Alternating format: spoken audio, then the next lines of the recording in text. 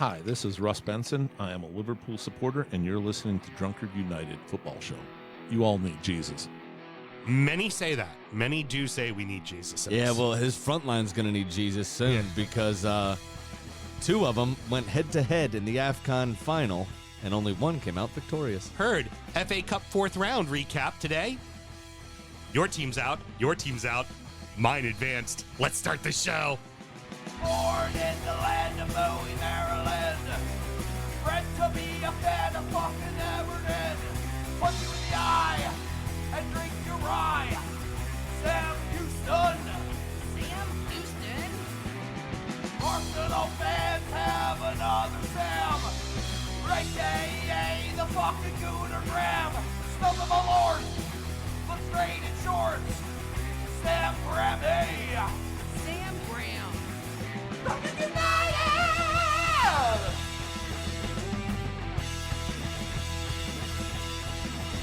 Drunkard United!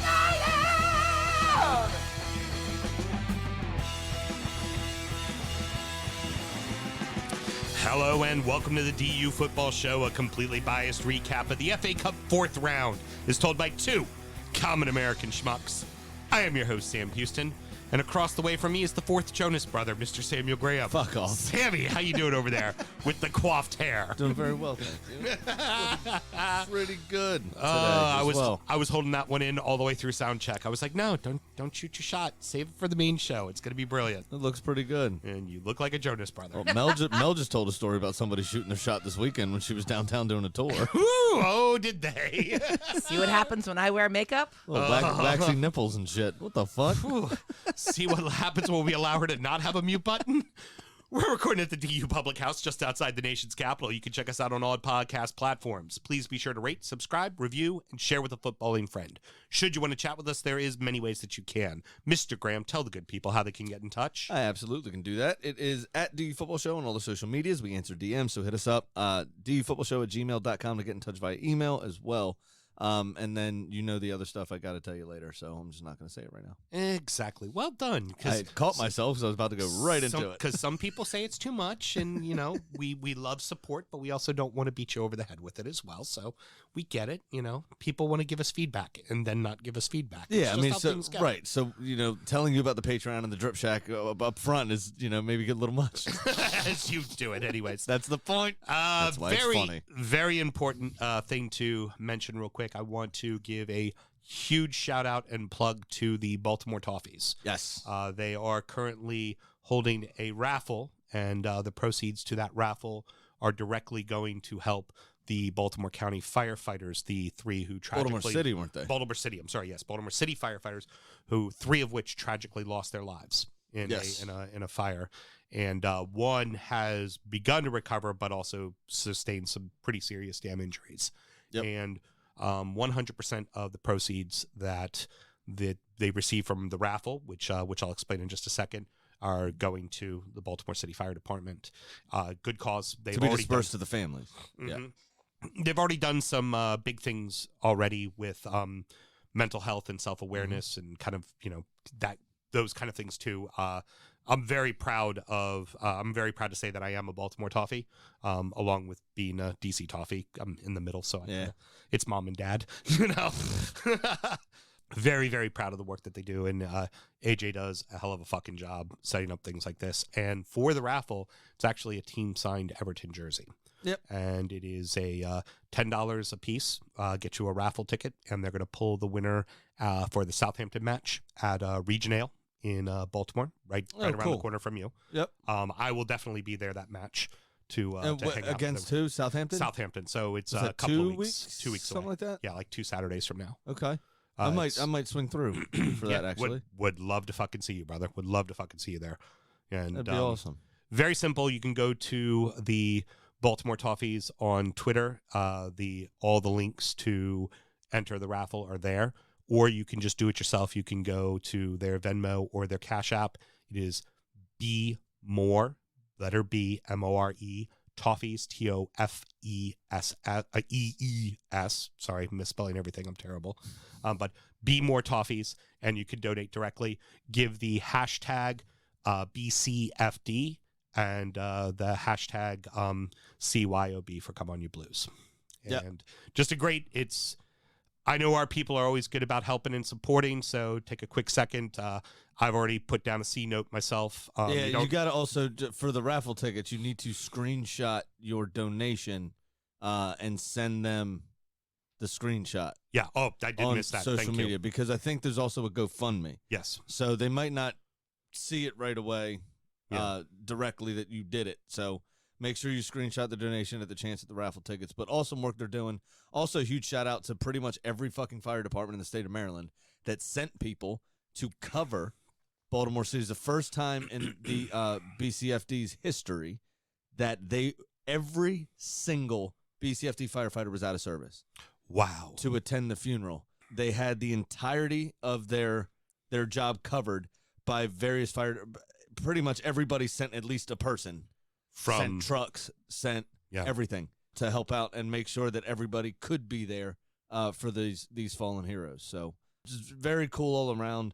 It sucks that tragedy seems to be the only thing that brings us fucking together, but it is nice for everybody to be together. It'd also be great if somebody associated with the show won the raffle, and especially if they were like Russ, a Liverpool fan, or Geckel, a Leeds fan, or even Mel, Christ, a Villa fan, and they'd just take a picture of the jersey and not give it to you. I would love that. That's my plan if I win it.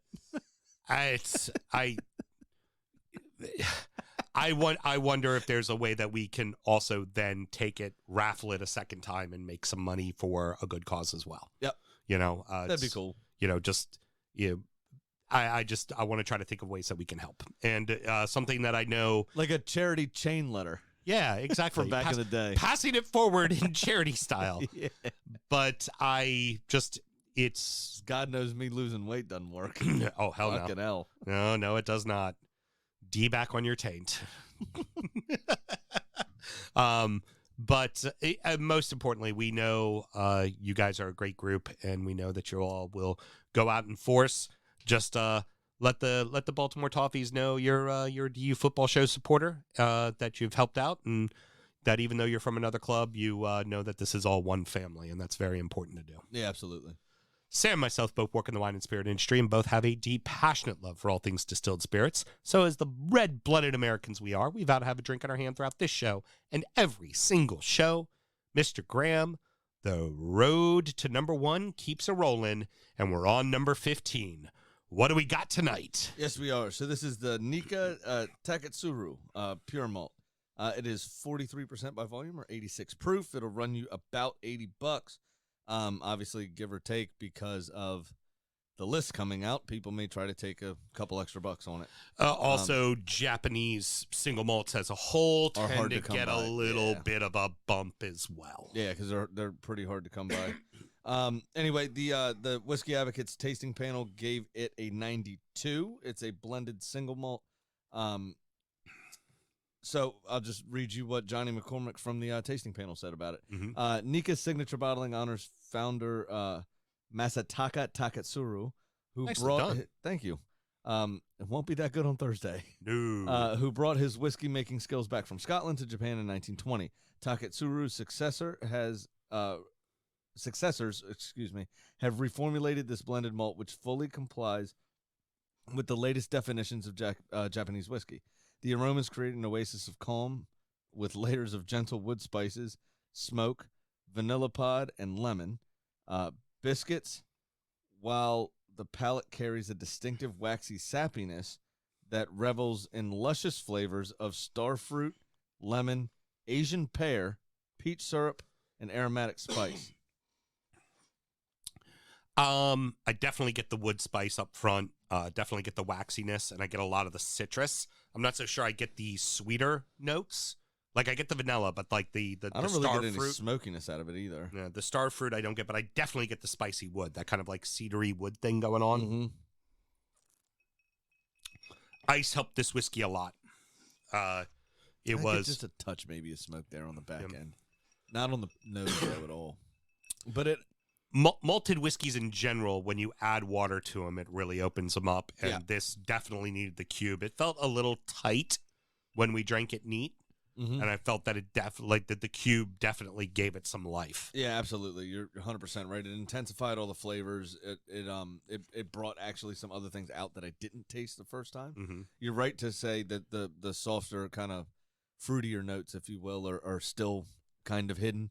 I'm anxious to see what a little bit more water, as this cube melts a bit, what happens to it, if it opens up any more. But I mean, it's very good. I think it's deserving as a spot on this list.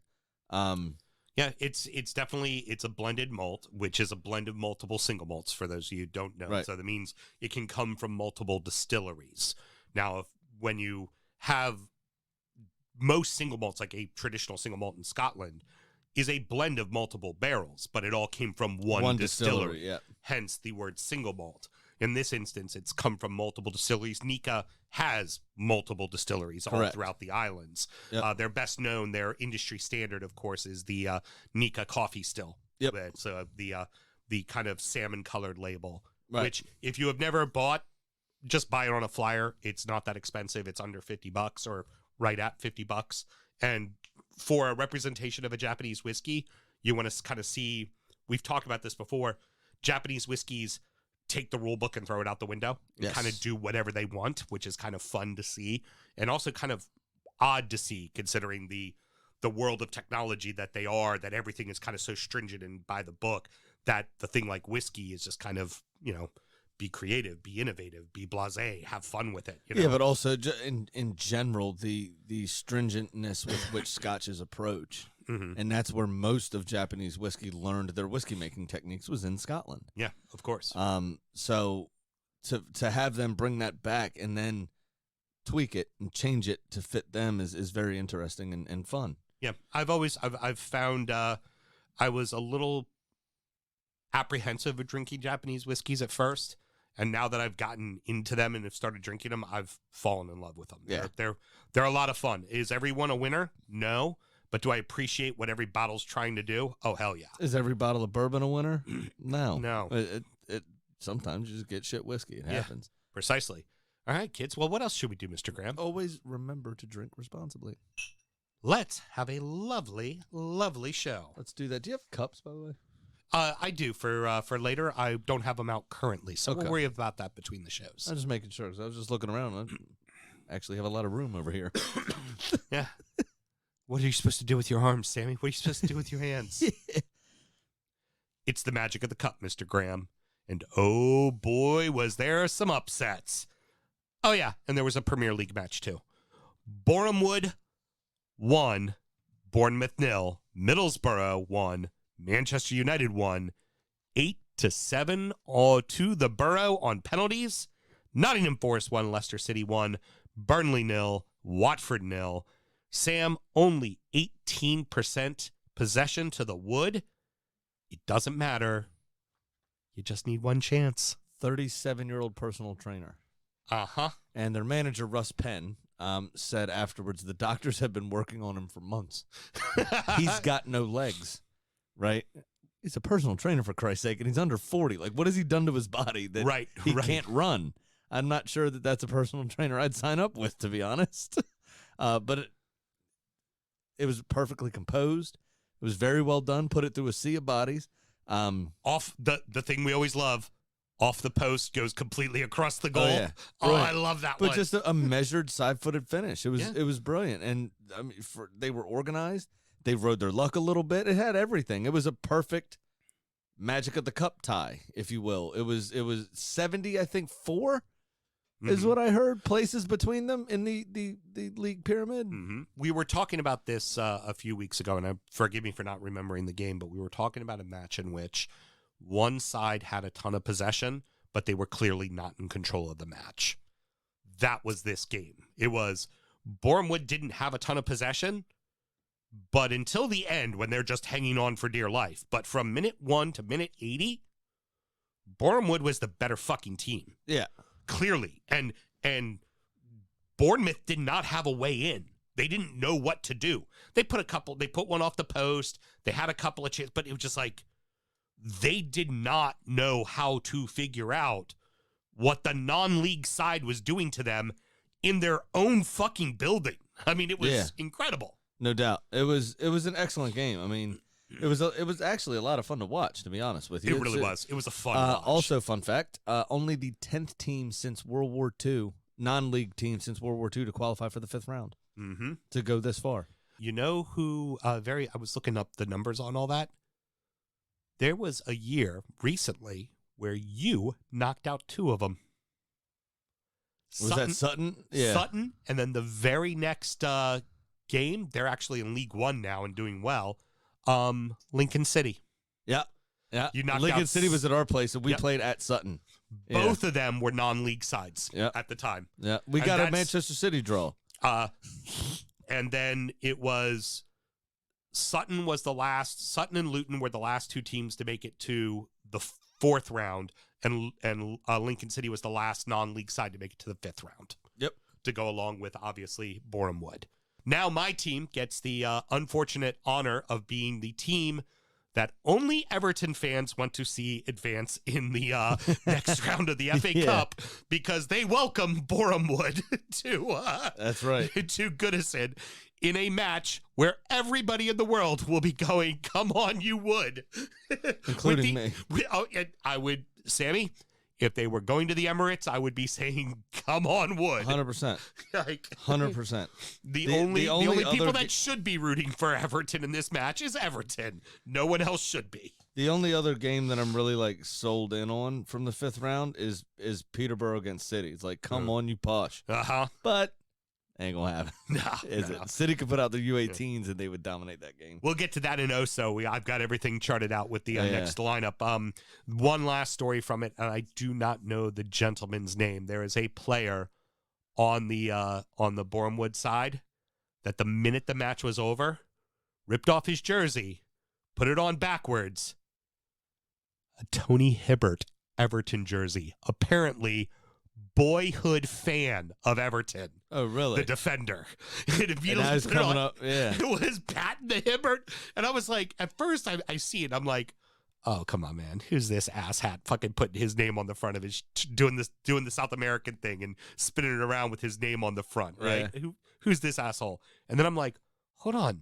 That's Hibbert. And then I see the patch on the back of the shirt. I'm like, he's wearing an Everton jersey? Come to find out, boyhood Everton fan. But Tony Hibbert, why? And why would you celebrate your win with another club's jersey on? Yeah. The 5th round hadn't happened yet at that point. We'll save it for a sound check one of these times. There's an article that recently came out about Tony Hibbert, about where he is now. He's still playing, and about his exit from Everton and everything that went along with it. Right. Yeah, it's very, very interesting. I thought that was going to take a dark turn for a second. No. He's like in the gutter, addicted to smack. No. Whoa.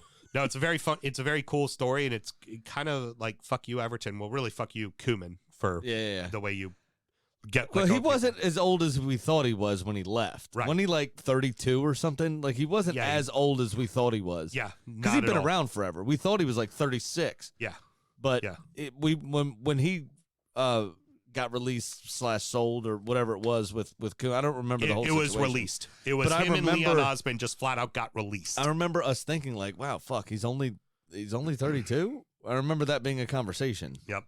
All right, so moving on to the next one. The Borough Knockout United making every single penalty they took. I think the best part about this one was that Neil Warnock wasn't involved with it. Because I don't know that I could have handled it, to be honest. The old warlock sitting there on the sideline, stirring the cauldron. Just handing out fucking pictures of himself from his bum bag, from his fanny pack. And just United losing it in the most fantastic of ways. I mean, I felt so bad for the kid, though.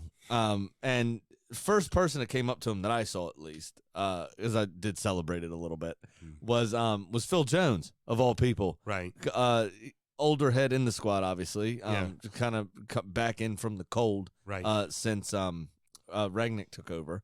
And it was really nice to see him, hey, pick your chin up, stand up straight. You're still a member of this team. You're still okay. You're still good. And it's a shame, and I usually reserve this for the end of the show.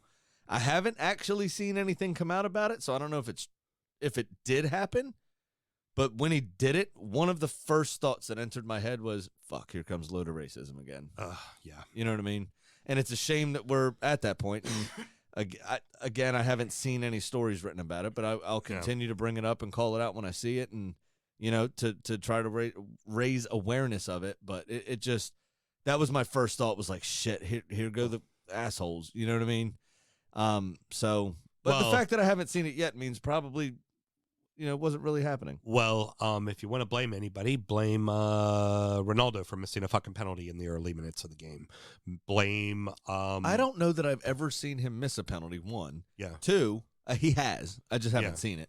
But two, didn't even hit the target. Yeah. Cristiano Ronaldo. Low the and keeper wide. didn't have to make the save. Yeah, it was low and wide. Yeah. Like normally, Wild if you stuff. miss, it's a sky, right? Yeah. Missing low and wide, you just missed the target. But Middlesbrough were also on top in large stretches in this match. Mhm. I watched this one start to finish, and they were on top, creating chances. Another one worth mentioning, Bruno Fernandes, on a mess up from the keeper of Middlesbrough, missed a wide open net. I mean, wide open fucking sitter. He put it off the post. Oh yeah.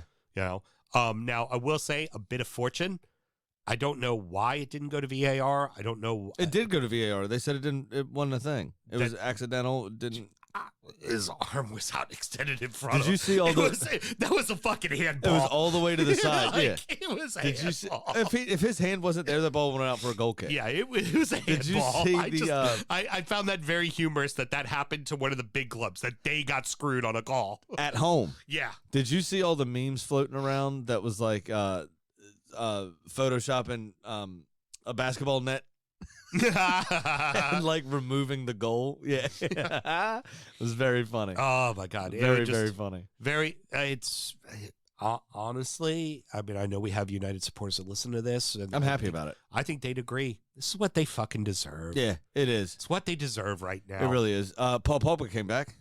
Woo! Actually played all right. Woohoo! Right. But Yippee! you can't beat a 6th or 7th place championship side. Like, Yeah. come on, guys. And they named a fairly strong lineup, to be honest. In your house. Yep. Like, just, ugh. Well, I mean, Ronaldo looks a shell of himself the last 8 games. Yeah. In all comps, looks a shell of himself. Well, and the problem with a guy like Ronaldo, what you should do is put him on the bench for a few. Let him fucking recharge his head. But it's Ronaldo at United.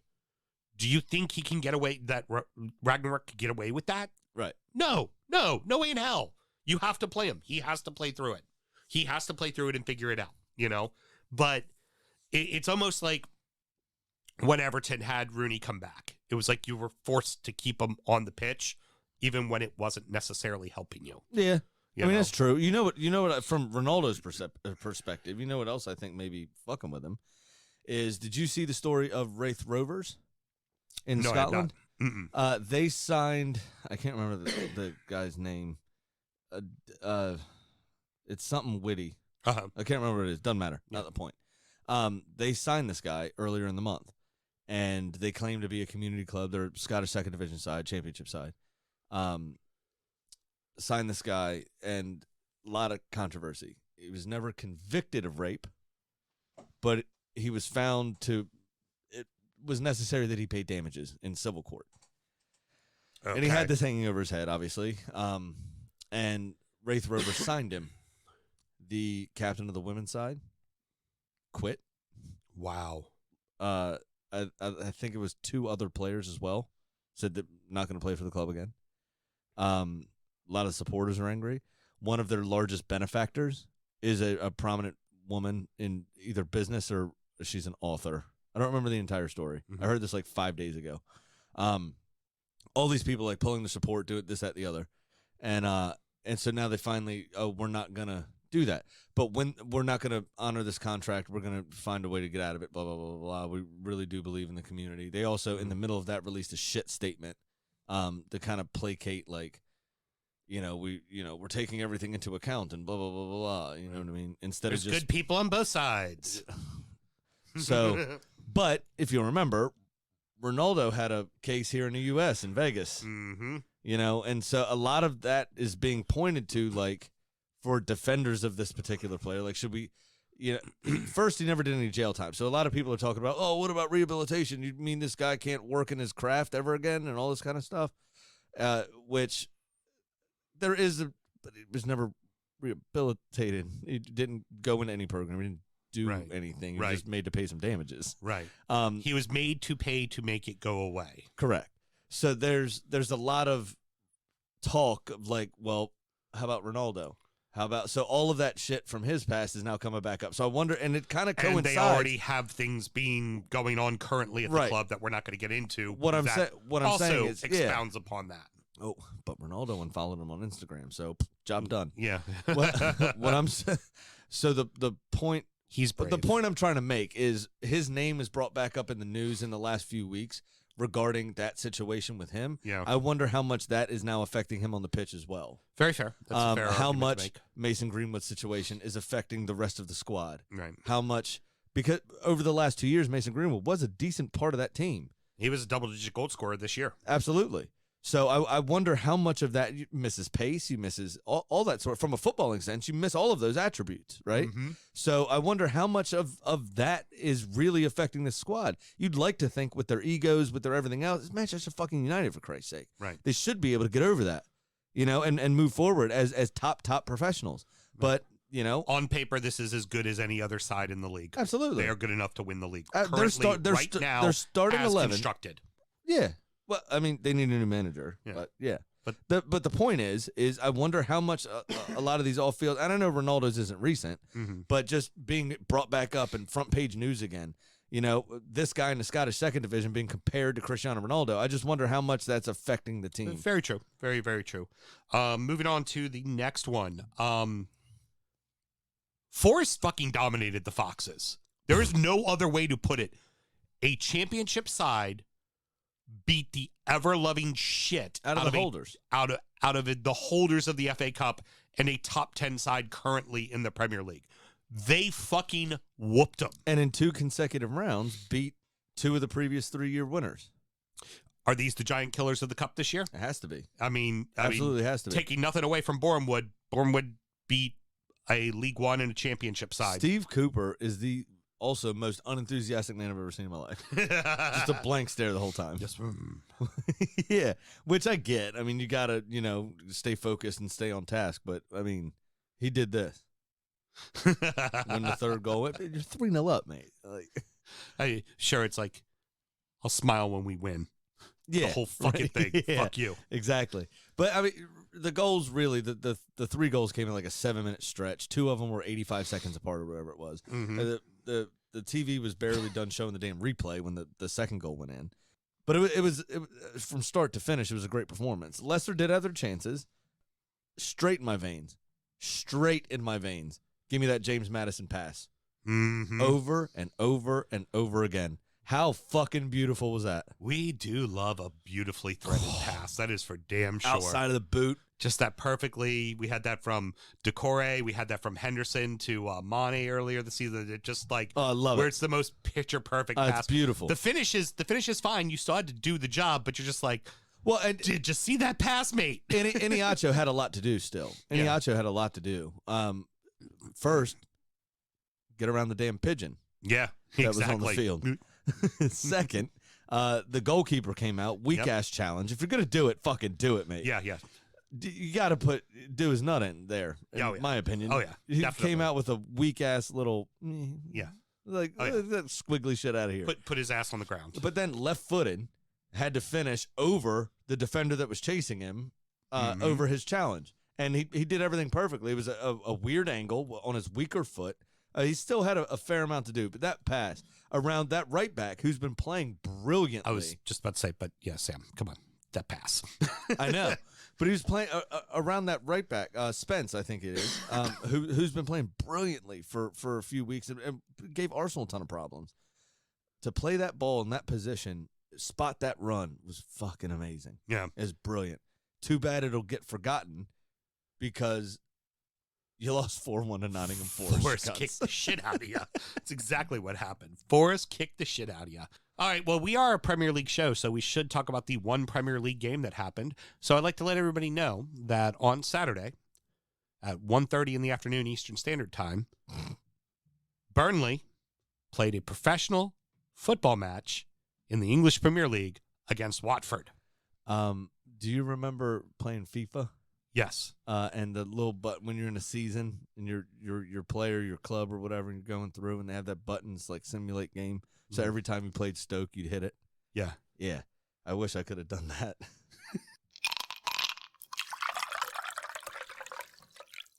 A couple of sides came really close to glory, but lose out at the death. And then Frankie went to Liverpool, Sam. And Frankie says, relax.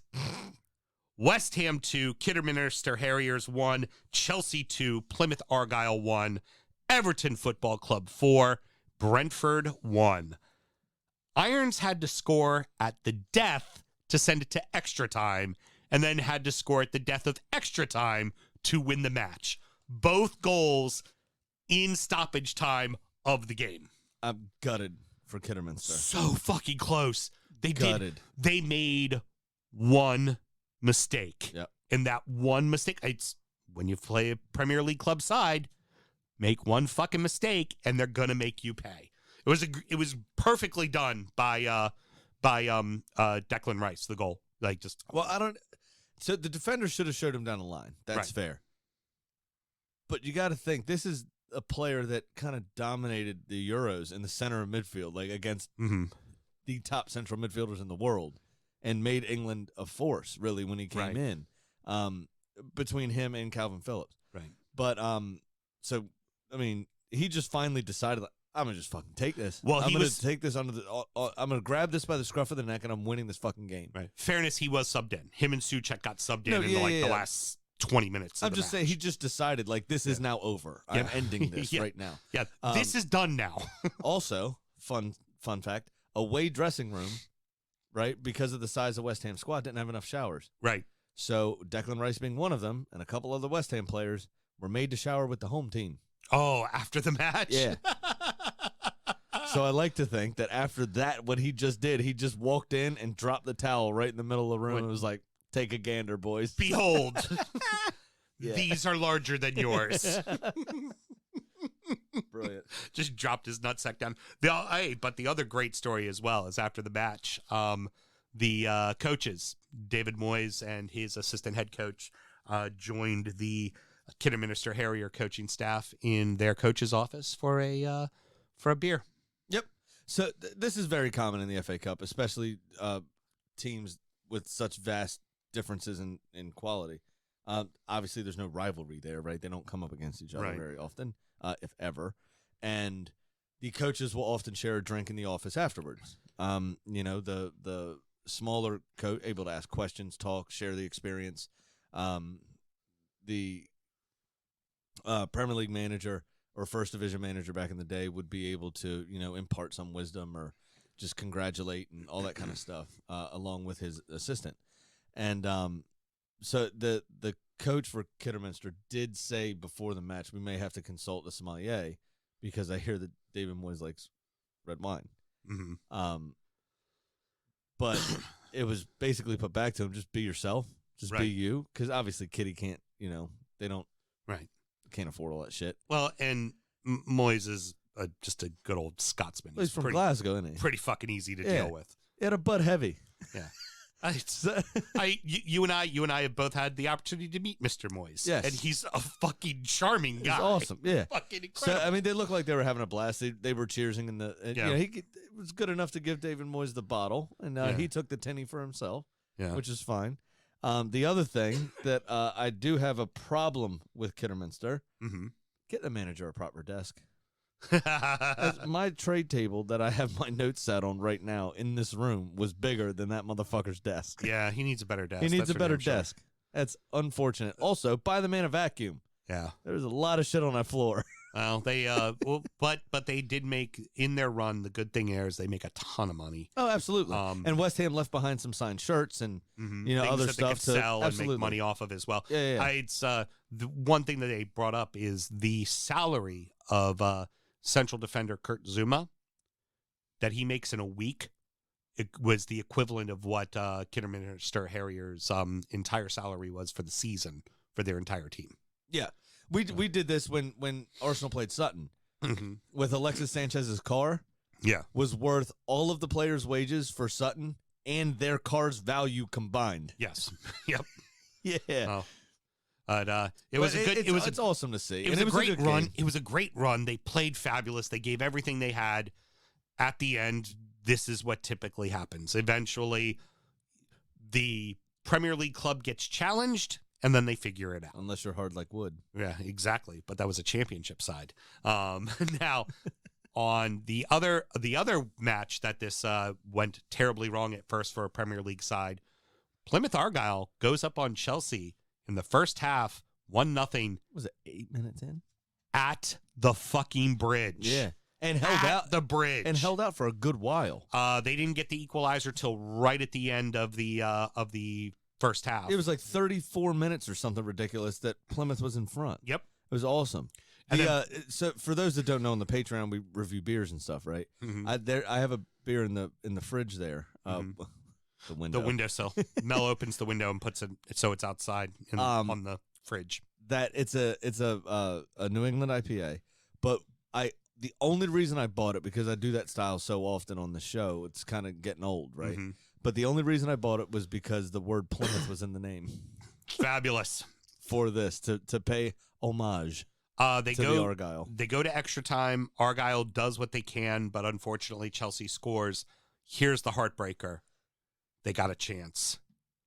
They have a penalty called for them. 118th minute. 2 minutes from the end of the fucking game. Kepa saves it. Yep. Oh. And held it. Oh. Held it. Didn't even block it away. Yeah, that's Just grabbed it out of the air like Dikembe fucking Mutombo. yeah, that's the guy tried to be too safe and Yep.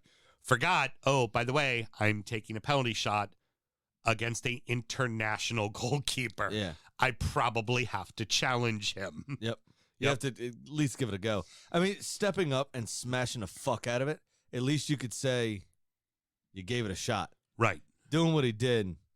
For him to be able to hold on to the penalty. Yeah, that's bad. The one thing that amateurs can do, the same as professionals, is hit a ball hard. Right. Just Why- kick the fucking thing. Why didn't you kick it as hard as you fucking Just could? kick the fucking thing. Put it over the net. At least make it a screamer. Yeah. Don't They might be put able up to do a the softball. the flips and tricks and the Rabonas and all the fancy shit. Right. They're coordinated enough and quick of thought to do that. The one equalizer is smash the fuck out of the ball. And he Hulk didn't. smash, and he didn't fucking do it. Yeah, he's gonna regret that one Yeah, forever too. Absolutely. And when this game gets brought up, in highlight packages for Plymouth for years to come, because it will, he's going to relive that moment over and fucking over again. Yep, And it's a absolutely. shame. Both of them, Kidderminster and Plymouth, should be very proud of themselves. I mean, reaching this stage is no mean feat, and taking two of the Premier League's top six to extra time. Mm-hmm. Yes, Kidderminster was at home, but especially Plymouth at the bridge is absolutely fucking massive. Yeah. Absolutely massive. Frank's debut sees 4 goals for Everton. Whew. Hell of a match. I mean, it was still a little shaky. It wasn't the easiest. A couple of those goals came a little bit later in the match, and you could kind of tell everybody, the crowd included, were trying to figure out exactly what we got going on here. Yeah, well, he didn't have, to be fair to him, he didn't have a ton of time to. And he also was missing players as well. Really Come to find out, prepare, you're missing, you're missing Calvert-Lewin due to an injury, and you were already missing a ton of midfielders. And the 2 guys you just signed in Van der Beek and Dele Alli are both cup committed, so you can't use them. I have a question. Yeah, What was Dele Alli wearing when he was unveiled there on the field? jeans and a sweater. It looked like. I heard the shoes were a bit strange. Oh, okay. Odd choice. Well, we're not going to go. They were like weird low-cut boot things. Okay, well, from we're what not. I heard. We're not going to go critiquing him because there's already been enough old stodgy people talking about the fact that he showed up with in a Rolls Royce. He's a professional footballer, Who mate. cares? But Didn't he date Pep Guardiola's daughter as well? It was this big thing in England where old fucking white guys are going, Yeah, Graham what is he Souness. doing showing up with that? Yeah, And it's their version of Graham Souness being mad at Paul Pogba for dyeing his hair all the time. It's ridiculous. And So what? it's also part of the whole kind of Everton backlash thing that happens a lot. Like when the Spurs were talking to Andres Gomez to try to sign him away from Everton, it was Barcelona starlet being pursued by Spurs. And then in the headlines when he got signed by Everton, Barcelona castaway gets signed by Everton. Like it's the. But that also plays into the whole Scouse thing, right? Yeah, of course. But it's not English, but Scouse, or Scouse not English, or whatever they're saying is there. I mean, it's very political. I mean, the British government has done a lot to harm the city of Liverpool in general. Yeah. Especially when there's a Tory government in. Yeah. But they are kind of looked down upon for whatever fucking reason. Don't know why. Probably because nobody understands what the fuck they're saying. So, and chicken and a kind of cook. They understand it perfectly fine.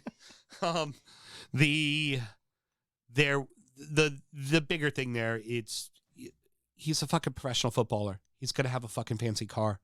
He played for the fucking national team, for Christ's sake. Who fucking cares? If that's what he wants to spend the money on, let him spend his money on that. Who gives a shit? What he fucking does. The more important thing is he has 2 big red dreads dyed in front. When's he going to dye in blue? That's what I want to know about. They can't be red for long. That's for damn sure. That's what's important here, is those 2. I don't care that he has dreads. Doesn't bother me one bit.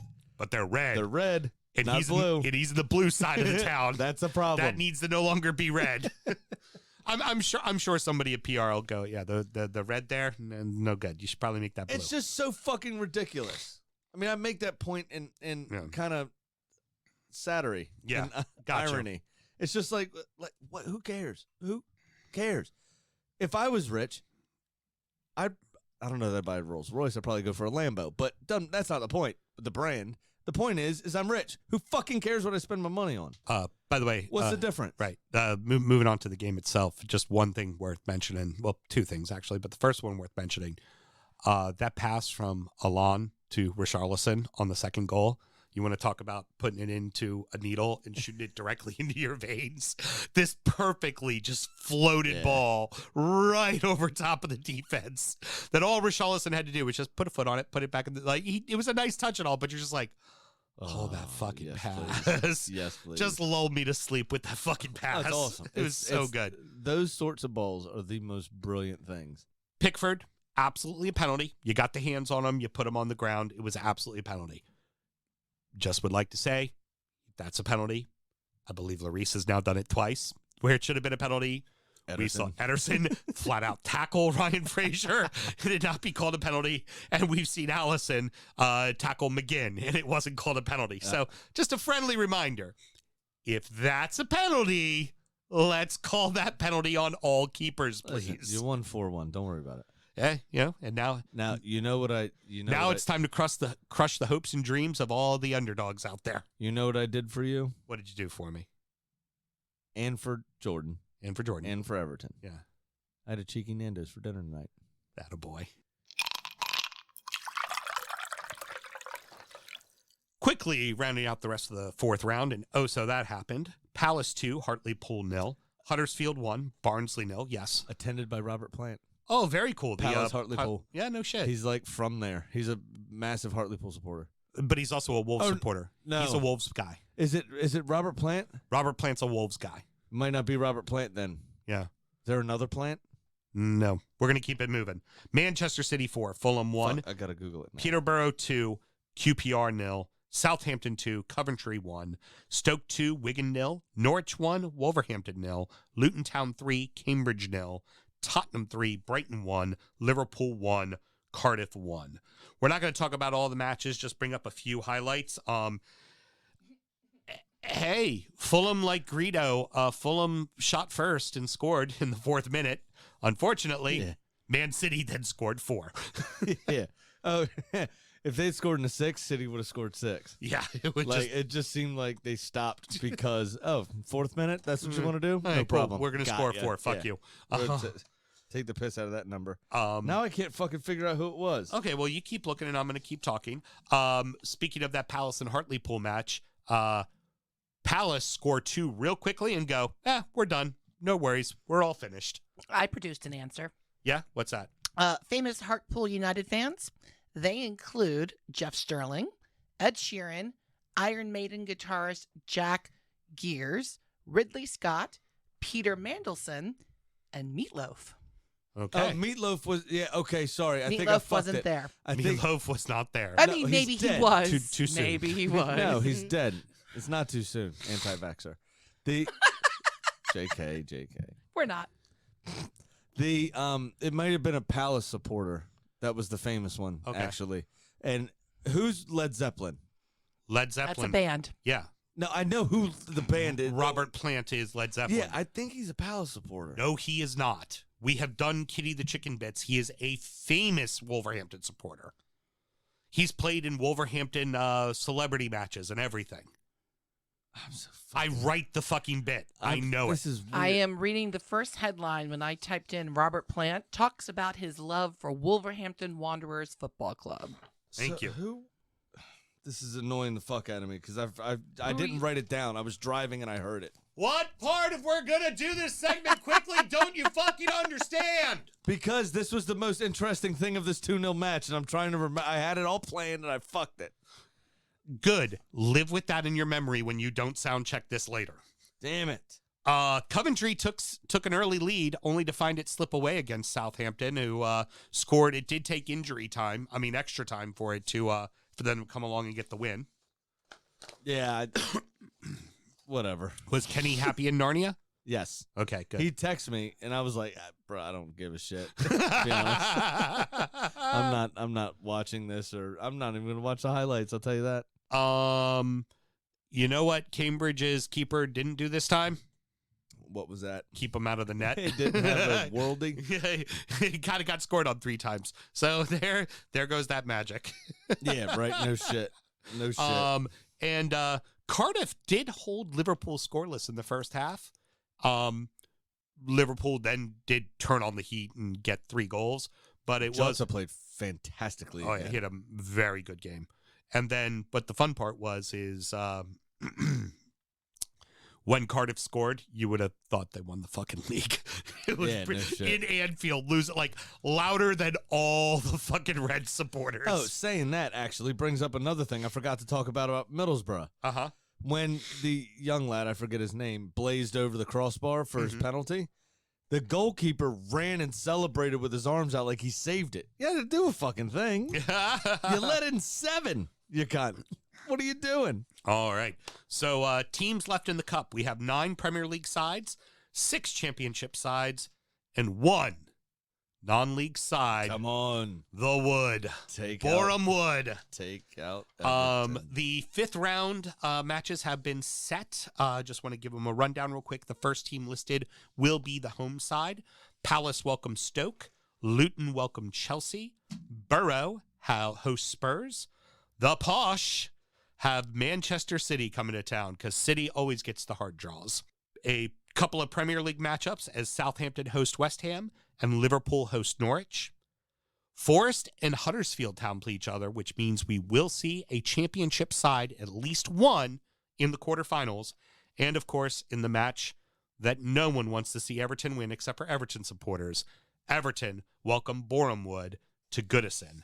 Now, the cool thing about that, though, is that is going to be a nice fucking payday for the Wood. That is for damn sure. Yes. Because even if it's a cup game, one thing Goodison does very well, Goodison sells out matches. Yeah. That's going to be a nice fucking door for the Wood. It's going to That's be what a happens really when your nice door. capacity is like 15,000. It's a good line. I'll let it slide. Sure money.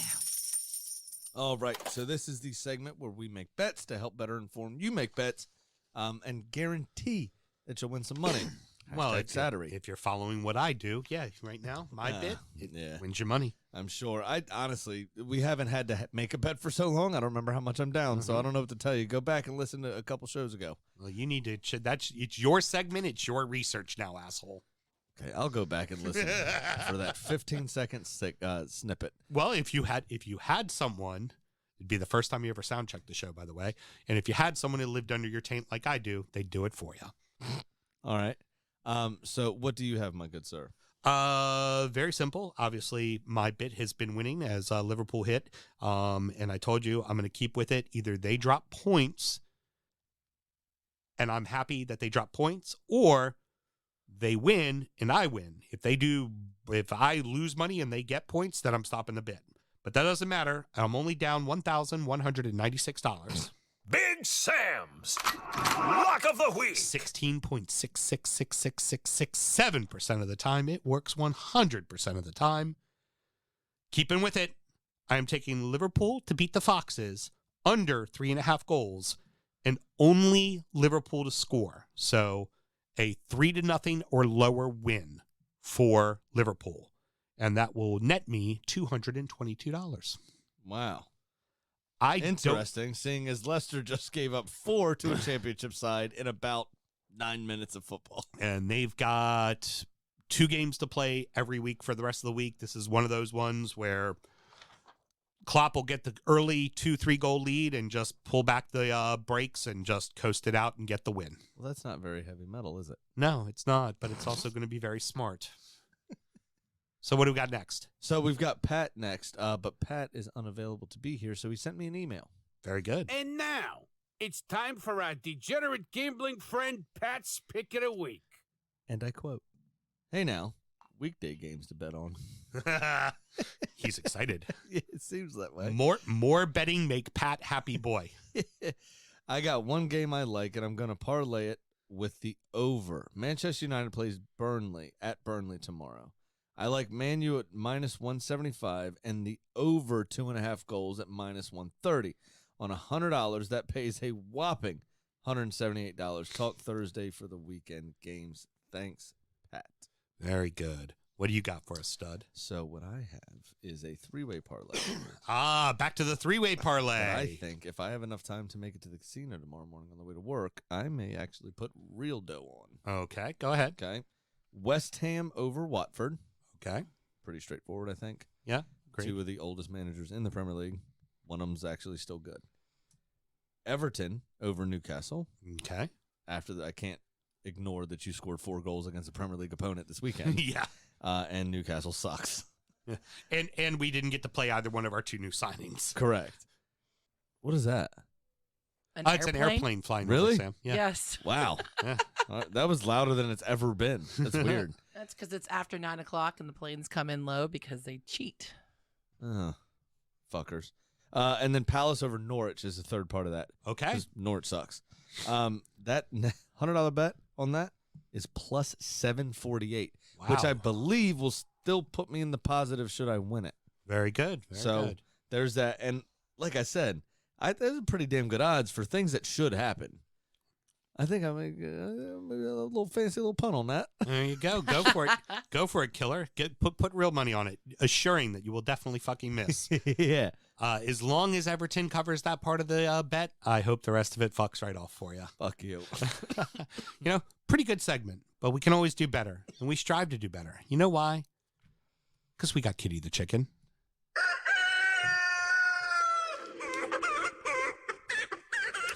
Well, Kitty missed this weekend, but is still sitting above Mount 500 at 11-8. Now, Kitty didn't even give me a chance to tell her a game this time. As I walked up the hill, Kitty was waving a Newcastle flag. Huh. I never knew this, but Kitty's sister Gertrude was a Geordie through and through. And so Kitty is picking Newcastle to beat Everton to honor her sister, who has left us too soon. Well, Gertie was a black and white chicken. Of course she's a Geordie. Well, there you go. I was teared up on that one. But, if Gertrude were here, do you know what she would want me to tell you all? What you Watch Seinfeld. Watch Seinfeld and gamble legally and responsibly. Championship Corner! I've fallen and I can't get up. Oh, no! ought to be Oh, a short gotta- segment. Only 3 fucking games. You got a live. I did. I decided let's Wow. do some echo with the oh no. I wasn't fucking ready for that. You've actually thrown me for a fucking loop there. My goodness. And it'll just take me a second as we find the button that went away. Here it goes. Awesome. So we had 3 games over the weekend. We had Blackpool Actually, there was a game on Friday as well. Sheffield United beat Birmingham 2-1, which has championship implications. It does. There was some Wednesday stuff. Huddersfield beat Derby 2-0, and some Tuesday stuff as Luton beat Swansea. That doesn't really matter. But Millwall and Preston, Preston North End, obviously in also with a shout of the playoff spots, drew 0-0, which hurts them. On Saturday, though, you had Blackpool beating Bristol City as they continue their climb up the table. Preston did get a win at the weekend over Hull 1-0, and then Swansea 1-0 over Blackburn. Very good. Well, also, quick to note, just moving forward in the Premier League, I actually just thought of this, and I meant to write it down while I was driving around. The Club World Cup was postponed because of the weird schedule because of the Winter World Cup. Right. Till this month. If you're betting on Chelsea or have Chelsea in anything over the next couple of weeks, Chelsea ain't going to be there because they're in Dubai playing the Club World Cup.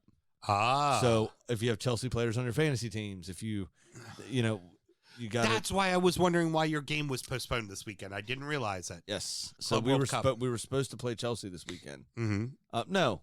Yeah, we were. Yeah, this weekend you're supposed to play Chelsea. It's the midweek was against Brighton. Yeah. That game's not going on. The weekend, yes. We were supposed to play Chelsea. That's why my game's not happening. Yep. So just something to think about as you move forward with that stuff.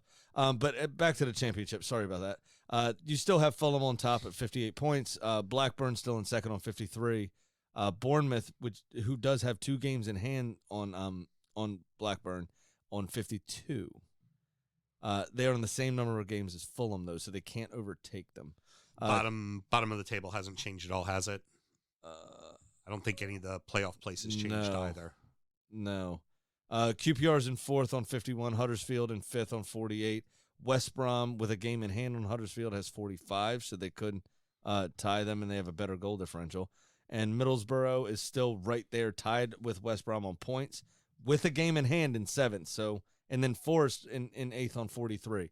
So it's getting pretty jumbled up for that 5th and 6th spot, those last 2 playoff spots. Yep. And it's only going to get worse. At this stage, there's been an average of about 29 games played by all championship clubs. Some are at 30, some are at 28. There's a couple at 27. So there's only about 314 games left in the championship season. So things, can move around a bit. A lot can change. Mr. Graham, before we go to parting words, you and I, both to our lost wagers of the Watford Burnley match, both own a shot of Malort. Pat, the next time you're in this building, you have to do Malort as well because yours also didn't fare well. Can I FIFA sim this too? No. But you know what? A great segue though, Sam. Any parting words? Not really, actually. There wasn't really a lot that happened. Good. Nobody That was a I know cunt. of. I like it. Yeah. All right. Cheers. Cheers. Never gets fucking easy. Was at an event this weekend and was telling former radio personality that we do shots of Malort. And he just looked at me and goes, "Are you a fucking masochist?" Yeah. I no told him shit. we do shots of Malort every time our team loses. All right. Yes. Spoke to an account that we shared that I'm soon losing. Yes. They did do 3 bottles for you. I saw a picture of a bottle already in hand, so I'm picking it up tomorrow. He showed me this morning, asked me if I wanted to take it, if I was going to see it tonight. I was like, nope, that is all him. I have some at home myself. I will be purchasing it tomorrow. I will be going in to purchase. Well, to be fair, he's had to drink it more than we have. Yes, I have. That's all going to change. My boy, right up here. Frankie, changing everything. Things are all going our way. We have a patriot with us now, boys and girls, a patriot. Going to stop all the globalists. Sattery. Going to stop you too. Sattery. That's all there is to it. That's right, Sam. Patreon.com/DUfootball. Oh, he said patriot, didn't he? He did. Thank you so much for joining us, boys and girls. Next up will be Injury Time, where we review the beers that we were drinking, talk about our adopted clubs, and preview the midweek's action. So should somebody want to find that, Sam, how does one go about doing it? Patriot.org. Just kidding. It's I'm so fucking confused. It's gonna go to like some food storage place. Shit. It's patreon.com/DUfootballshow. Sign up to our one glorious $5 tier, and you will get 2 extra shows. That is Soundcheck, our actual sound check, catching up from the weekend, just shooting the shit, really. And Mel checking our levels, which he has Sam push way up because he has a really high voice in real life. And It's amazing what I do with auto-tune. Heard. And Injury Time, which is our preview show. We also review the beers that we had during this show. I just said as that. well. So a lot of fun. Get into it. It's a good time. I don't like you stealing my pitch. I do my own thing. Don't care. Okay. How about that? How about that? Heard grown ass. You know what? Hey, I actually do have some parting words. Don't be a cunt like Sam. Okay, very good. All right, boys and girls, be sure to check out our Drip Shack as well. You can find that on all of our social medias for the flyest gear in the world. What do the kids say? Link in the bio. Link in the Smash the subscribe button. Exactly.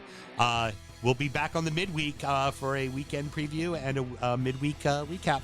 Let me try it again. I do have a younger man's haircut now. Smash the subscribe button, bro. We're getting the fuck out Something of here. like that. Goodbye, everyone. Peace. Born in the land